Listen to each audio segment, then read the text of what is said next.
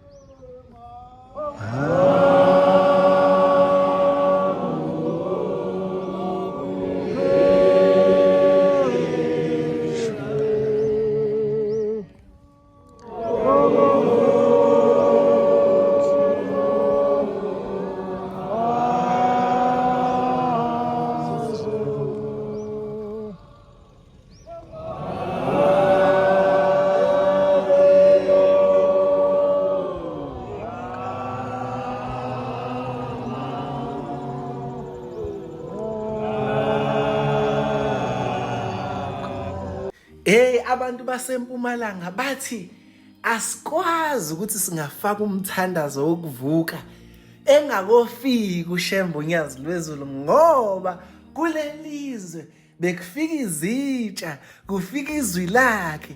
Manje sekufike yena uqobo sizozwa mhlawumbe kube kwakuyimna ngoba sesimjwayele mhlawumbe sasiyofaka sithi uyofica ngendlela. Kodwa balinda abantu baseMpumalanga, bamlinda waze wafika ngabo 1 emini. Wayeselikhipha izothi awungena umthandazo wokuvuka zaze abantu baseMpumalanga izwe laseMpumalanga nabantu bakhona futhi ngiyabathanda.